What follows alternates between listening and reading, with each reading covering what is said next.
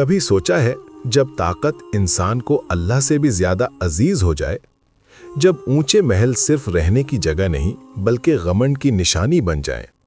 قوم عاد بھی ایسی ہی تھی۔ پہاڑوں جیسے جسم، ریت میں بسے شہر اور زبان پر ایک ہی جملہ، ہم سے زیادہ طاقتور کون؟ اللہ نے پہلے عذاب نہیں بھیجا، پہلے حضرت ہود علیہ السلام کو بھیجا، مگر جب انہوں نے سچ کو ٹھکرا دیا تو ہوا نے فیصلہ سنا دیا اور طاقت صرف ایک کہانی بن کر رہ گئی۔ بہت پرانے زمانے کی بات ہے۔ عرب کی ریتیلی دھرتی پر ایک ایسی قوم آباد تھی جو اپنی طاقت، اونچے محلوں اور مضبوط جسموں پر گھمنڈ کرتی تھی۔ اس قوم کو قوم عاد کہا جاتا تھا۔ وہ لمبے قد کے، بے حد طاقتور اور بہترین عمارتیں بنانے والے لوگ تھے۔ ریگستان میں رہتے ہوئے بھی انہوں نے ایسے اونچے اونچے محل کھڑے کیے کہ دیکھنے والا حیران رہ جائے۔ اللہ نے انہیں بہت نعمتیں دی تھیں، طاقت، دولت، اولاد اور عزت، لیکن انہوں نے ان سب کو اللہ کی دین ماننے کے بجائے اپنی قابلیت اور طاقت کا نتیجہ سمجھ لیا۔ وہ بتوں کی پوجا کرتے تھے، ظلم کرتے تھے اور غریبوں کو کمزور سمجھ کر دباتے تھے۔ جب کوئی انہیں اللہ کو یاد کرنے کی بات کہتا تو وہ ہنستے اور کہتے کہ ہم سے زیادہ طاقتور اس دنیا میں کوئی نہیں۔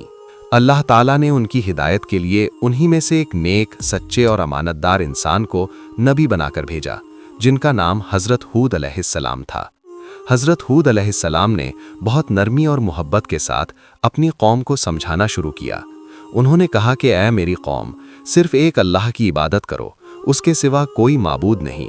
یہ طاقت اور یہ محل تمہارے نہیں بلکہ اللہ کی دین ہے۔ ظلم چھوڑ دو، گھمنڈ چھوڑ دو اور اللہ سے ڈر جاؤ۔ لیکن قوم عاد کے سرداروں کو یہ باتیں پسند نہیں آئیں۔ انہوں نے حضرت ہود علیہ السلام کا مذاق اڑایا، انہیں جھٹلایا اور کہا کہ تم ہمیں ہمارے باپ دادا کے راستے سے ہٹانا چاہتے ہو، تم جھوٹے ہو، تم پر کوئی وحی نہیں آتی۔ حضرت ہود علیہ السلام نے اس کے باوجود صبر نہیں چھوڑا۔ انہوں نے سالوں تک دن رات اپنی قوم کو سمجھایا۔ انہوں نے کہا کہ میں تم سے کوئی دولت نہیں چاہتا، نہ کوئی بدلہ، میرا بدلہ صرف اللہ کے پاس ہے، میں تو صرف تمہارا بھلا چاہتا ہوں۔ لیکن قوم کا گھمنڈ اور بڑھتا گیا۔ وہ کھل کر کہتے تھے کہ اگر سچ میں تمہارا اللہ کوئی عذاب بھیجنے والا ہے تو اسے لے آؤ، ہمیں کسی کا ڈر نہیں۔ اللہ نے انہیں چیتاونی دینے کے لیے بارش روک دی، زمین سوکھنے لگی، کھیت برباد ہو گئے، پانی کی کمی ہونے لگی۔ حضرت ہود علیہ السلام نے پھر سمجھایا کہ اپنے رب سے معافی مانگ لو، توبہ کر لو، اللہ تمہیں پھر سے بارش دے گا اور رحمت برسائے گا۔ لیکن انہوں نے اسے بھی نظر انداز کر دیا۔ ایک دن آسمان پر کالے بھاری بادل دکھائی دیے تو قوم عاد خوشی سے جھوم اٹھی۔ وہ بولے کہ دیکھو، بارش آنے والی ہے، اب ہماری پریشانی ختم ہو جائے گی۔ لیکن وہ نہیں جانتے تھے کہ یہ بادل رحمت نہیں بلکہ عذاب لے کر آئے ہیں۔ اچانک ایک بھیانک ٹھنڈی اور تیز آندھی چلنے لگی۔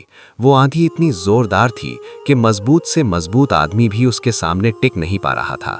یہ آندھی ایک یا دو دن نہیں بلکہ لگاتار کئی دنوں تک چلتی رہی۔ لوگ ہوا میں اچھل کر دور دور جا گرتے، محل ڈھہنے لگے، گھمنڈ کرنے والی قوم تنکوں کی طرح بکھرنے لگی۔ قرآن میں بتایا گیا ہے کہ وہ لوگ ایسے گر پڑے جیسے کھجور کے کھوکھلے تنے زمین پر پڑے ہوں۔ اسی عذاب کے دوران اللہ نے حضرت ہود علیہ السلام اور ان کے ساتھ ایمان لانے والے تھوڑے سے لوگوں کو پوری طرح سرکشت رکھا۔ ان پر آندھی کا کوئی اثر نہیں ہوا، نہ انہیں کوئی نقصان پہنچا۔ جہاں گھمنڈ اور نافرمانی کرنے والے مٹی میں مل گئے، وہیں اللہ پر یقین رکھنے والے بچا لیے گئے۔ جب عذاب ختم ہوا تو پوری دھرتی ویران ہو چکی تھی۔ اونچے محل، طاقت اور گھمنڈ سب ختم ہو چکا تھا۔ یہ کہانی انسان کو صاف صاف بتا دیتی ہے کہ اصلی طاقت جسم کی نہیں ہوتی، نہ محلوں کی اونچائی میں ہوتی ہے، بلکہ اللہ کی فرما برداری اور اس کے سامنے جھکنے میں ہوتی ہے۔ جو انسان گھمنڈ کرتا ہے وہ مٹ جاتا ہے، اور جو اللہ پر بھروسہ کرتا ہے وہی آخرکار کامیاب ہوتا ہے۔